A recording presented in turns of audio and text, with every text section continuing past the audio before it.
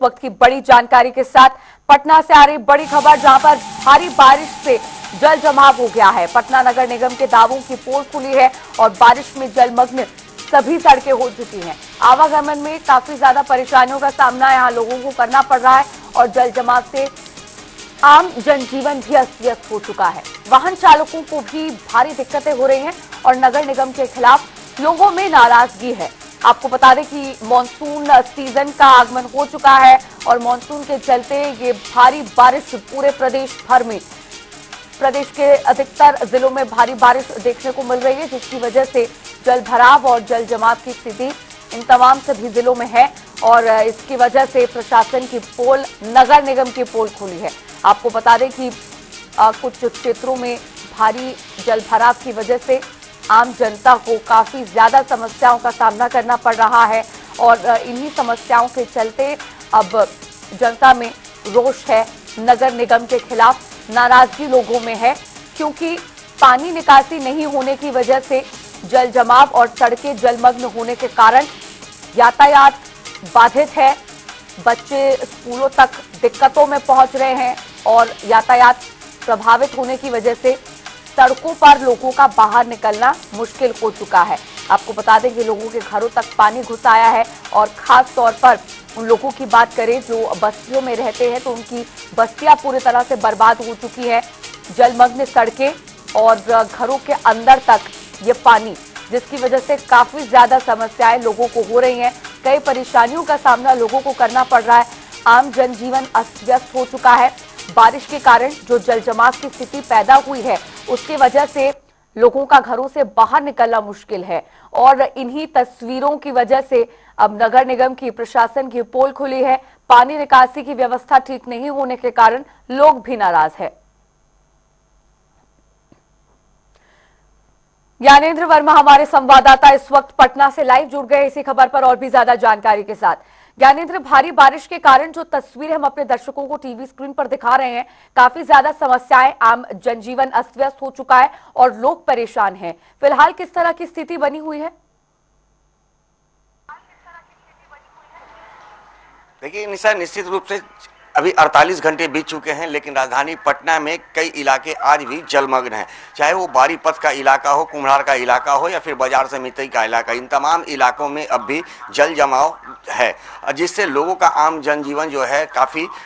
प्रभावित हो रहा है। क्योंकि जिस तरह से नगर निगम की जो तैयारियां थी, नगर निगम के जो दावे किए जा रहे थे कि मानसून के दौरान किसी भी इलाके में जल जमाव की समस्या नहीं होगी, सारी तैयारियां नगर निगम के द्वारा कर ली गई है। सारे मेन होल्स की साफ सफाई कर दी गई है, जिसके कारण उन्होंने दावा किया था कि इस बार अगर मानसून के मौसम में कभी भी अगर कितनी भी तेज बारिश होगी लेकिन जल जमाव की समस्या उत्पन्न नहीं होगी। लेकिन 48 घंटे पूर्व जो महज कुछ ही घंटों की बारिश थी, वो बारिश ने नगर निगम की पोल खोल दी है। चाहे वो सब्जी बाग का इलाका हो, खेतान मार्केट का इलाका हो, जगत नारायण रोड का इलाका हो, कदम कुआं, नाला रोड, राजेंद्र नगर, ऐसे तमाम इलाकों में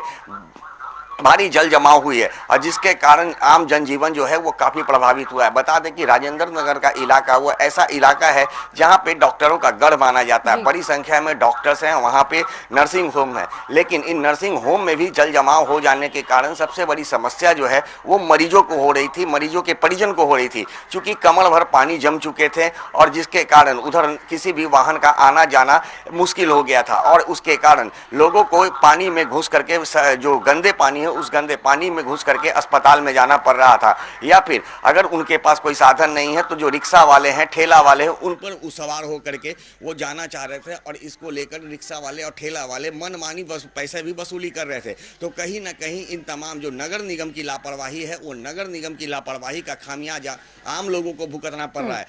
आज भी 48 घंटे बीत चुके हैं, 48 घंटे से अधिक का समय हो चुका है, लेकिन पूरी तरह से राजधानी पटना की जो जल जमाव की समस्या है उससे निजात दिलाने में नगर निगम पूरी तरह से विफल साबित हो रही है। जी निशा।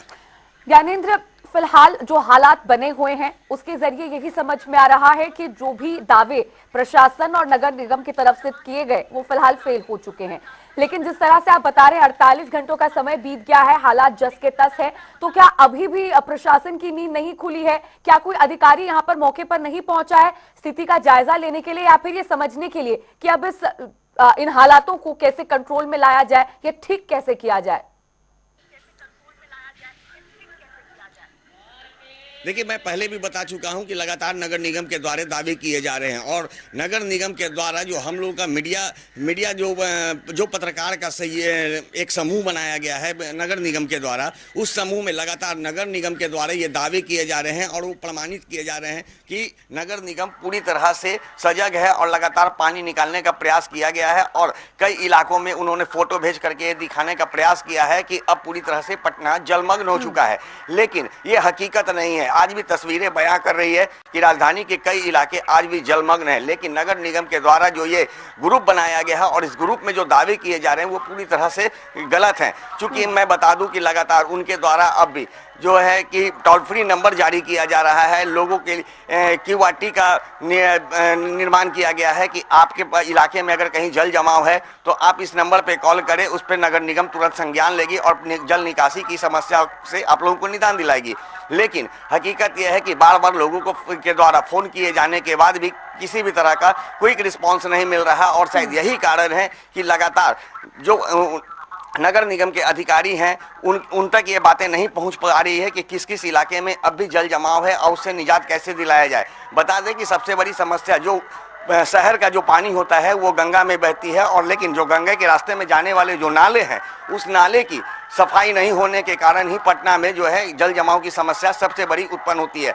सैदपुर एक ऐसा नहर है, लगभग 8 किलोमीटर ये लंबा एक नहर है, लेकिन उसके ओवरफ्लो हो जाने के कारण कई इलाके जो कुम्हरार विधानसभा का जो क्षेत्र है या फिर यूं कहे कि पटना मध्य का जो इलाका है वो जो नाले हैं उसी नहर के होकर के गुजरते हैं। लेकिन जब नहर ही ओवरफ्लो हो गया है तो ऐसे में जल निकासी कैसे हो संभव है, और यही कारण है कि आज पटना के कई इलाके जो कि सैदपुर नालों से जुड़ा हुआ है, सैदपुर नहर से जुड़ा हुआ है, उन तमाम इलाकों में अब भी लोगों के घरों में पानी घुसा हुआ है, कई इलाकों में पानी घुसा हुआ है, नर्सिंग होम में पानी है, स्कूल में पानी है। तो कहा जा सकता है कि नगर निगम जो अपने दावे कर रही है वो पूरी तरह से खोखले साबित दिख रहे हैं। और आज भी 48 घंटे बीत जाने के बाद कई इलाकों में जो है गंदा पानी बहता हुआ नजर आ रहा है। जी